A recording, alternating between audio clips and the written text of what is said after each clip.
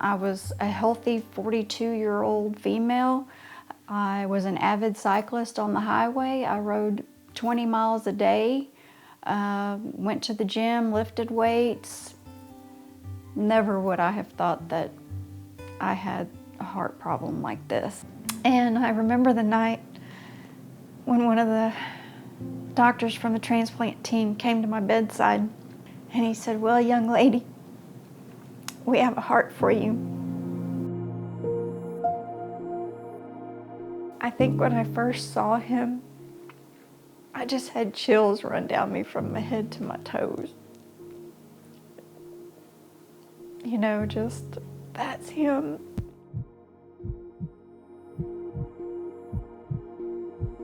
In January of 2018, I was diagnosed with breast cancer. Luckily, it was stage 1, and we caught it very early. It was just on my right side, and I elected to have a double mastectomy, and it was an 8-hour surgery. They completed the surgery and was ready to move me from the operating table to a bed, and I went into cardiac arrest. They did CPR for an hour and 27 minutes, and they discovered that I had a congenital heart disorder that we never knew about. Mrs. Bartay was diagnosed with hypertrophic cardiomyopathy. Hypertrophic cardiomyopathy is an abnormal thickening of the heart muscle. And the heart muscle can get so thick that the blood actually can't get out of the ventricle itself. And so people develop heart failure even though the heart can pump normally. And it's also associated with very, very severe heart rhythm abnormalities that can be lethal. During CPR, which was an hour and 27 minutes, due to the lack of circulation throughout the body, I lost both of my forefeet and had to have those amputated. That was my next scare, I think, because I didn't know if I was going to walk again. So now I walk with AFO braces and prosthetic feet at times. So my 3 to 4 day stay that I thought I was going to be in the hospital turned out to 14 months and 18 days. I was in so much pain. I remember the priest coming in and giving me my last rites and laying there and just thinking, well, I guess this is it, and I wonder when it's going to happen. There were so many surgeries and wounds and sites that had to be healed completely before I could ever even get put on a heart transplant list. It seemed like it took forever once I was on a heart transplant list. Every time the doctor came in every morning, I asked, well, do we have an offer for a heart? And he'd say no. I never really asked God, why did this happen? I just wanted to know, okay, it happened, and I accept it. All I ask for is that you find me the perfect heart. I felt at peace about it, that I knew he was going to do it. I knew he'd already had it picked out, I just didn't know when. And I kept telling the doctors that too.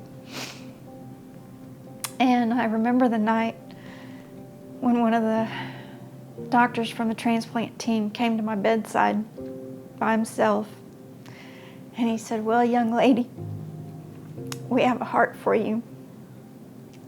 And I said, you're kidding me. He said, no, and we're gonna do it on Saturday. So the first thing I did was call my mom to tell her the good news, and I don't think she believed me. So many people praying for her. It had to happen. We just all wanted her to live and be happy.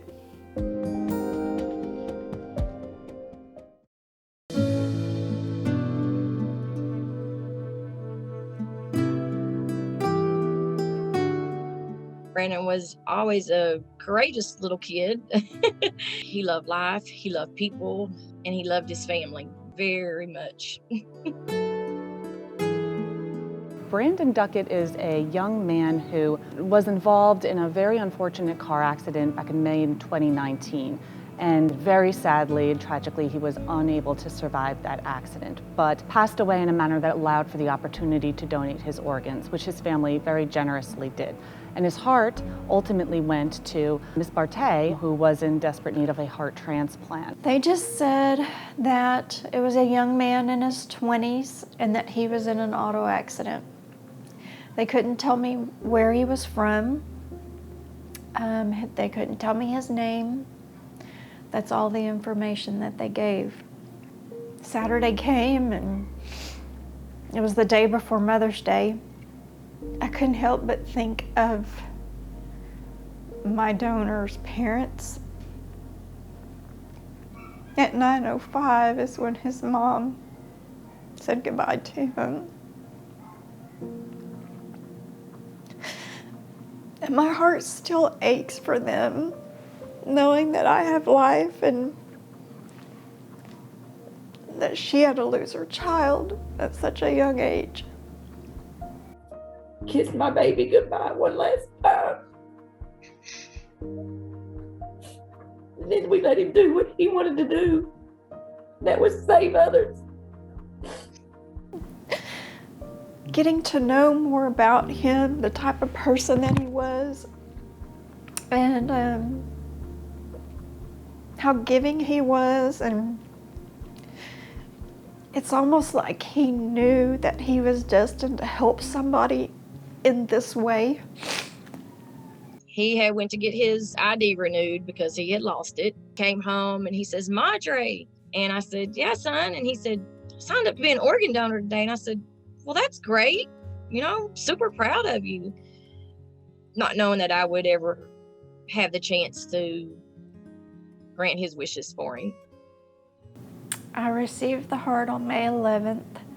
I progressed so much that I came home June the 7th.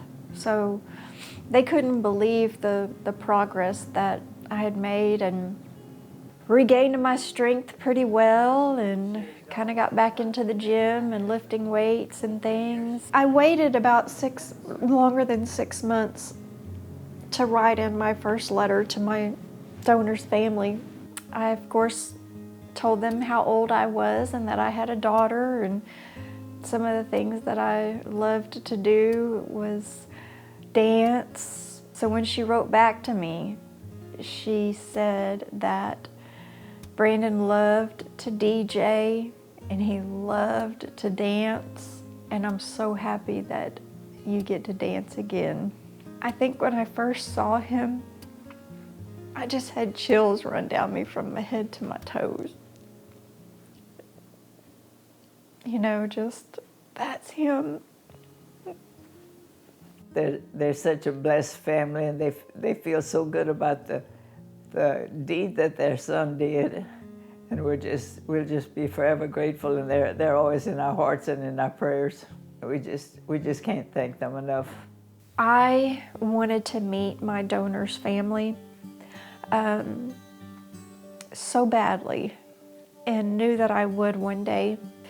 And so when Life Gift contacted me and said that my donor's family wanted to meet on Zoom, I said, most definitely. Everybody had a chance to say something about him and how he lived his life. And it's very nice to meet you and to know, and to see Brandon alive. You know, still, I try to think of him as alive anyway. Of course. Of course. Because we love everybody. That's right. And he's with you now always, and you know he's a good guardian angel to have. We'll do our best to take care of his heart for you too. I think he'll do you good. Yeah.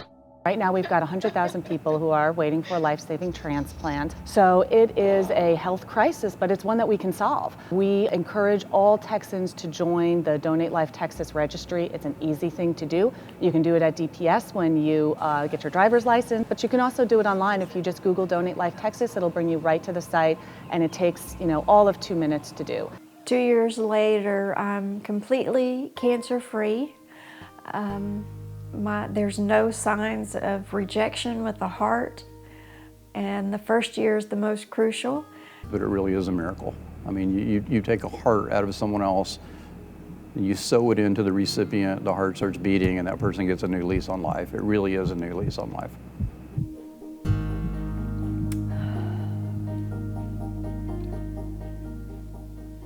If Brandon was here,